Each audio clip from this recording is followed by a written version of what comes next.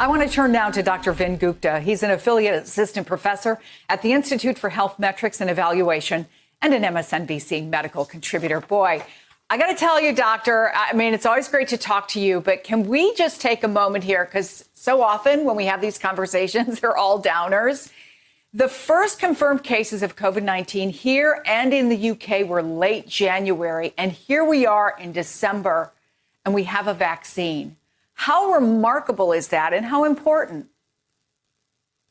Good morning, Chris. It's extraordinary, and it should give us all hope that even though there are gloomy warnings for the next few months, let's focus on the positive, that there is light at the end of the tunnel, and we can all hang our hats on that, and that's vital.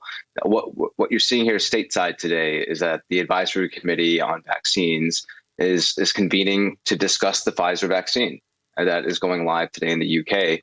And assuredly, based on the briefing documents that the FDA has now provided, it would be a big shock if an EUA was not, an emergency use authorization was not actually provided after this meeting. Because what we do know of the Pfizer vaccine is that it's broadly effective across age groups. It prevents something called severe pneumonia from COVID-19. So that really sick state that causes people to see me and my colleagues in the ICU, it seems like it's effective at preventing that, especially in older individuals, Chris.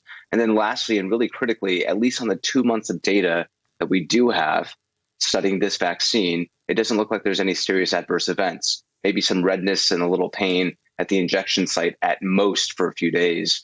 But if that's the worst of it, then that's no different than any other shot that our children we get on an annual basis. So it's a really, really good news.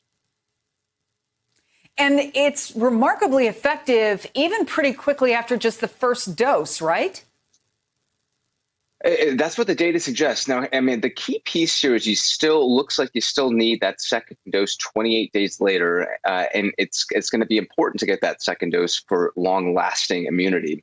How long you're actually protected for is the big open question. We have these studies that Pfizer and Moderna and other companies have started will continue. So we'll have a sense as we're ramping up immunizations for the world, how long amongst these study enrollees they're actually being protected for. So we'll have some lead time and some understanding of how effective and how long lasting these vaccines truly are to guide potentially a re-immunization effort if one is needed down the road. So assuming everything goes as you suggest it's expected to, and they approve in just a couple of days, the lion's share of people, of course, getting the vaccine won't get it until next year, 2021. And that is, of course, when the pandemic is expected to reach new heights after the holiday season. And I want to read you something from a story in the New York Times this morning. I'm quoting here.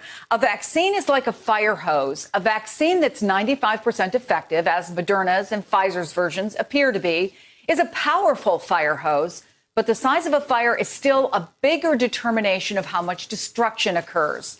And it goes on to say no vaccine can eliminate a pandemic immediately, just as no fire hose can put out a forest fire. So give us a reality check. Even with the best case scenario that everyone could get a vaccine by late spring or midsummer, does that mean life immediately returns to normal? No, it doesn't.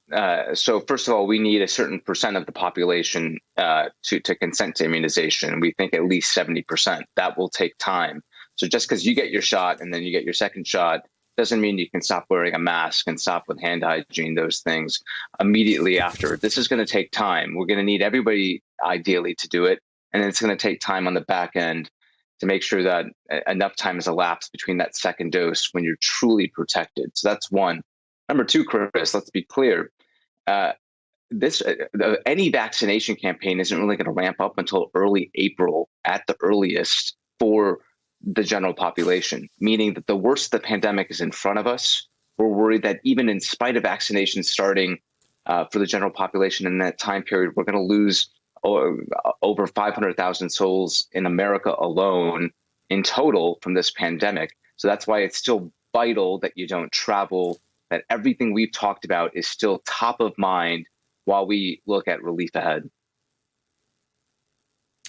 Stay the course, wear your mask, stay home, wash your hands, all that stuff. Dr. Vin Gupta, Thank you so much. But you're Hey there, I'm Chris Hayes from MSNBC. Thanks for watching MSNBC on YouTube. If you want to keep up to date with the videos we're putting out, you can click subscribe just below me or click over on this list to see lots of other great videos.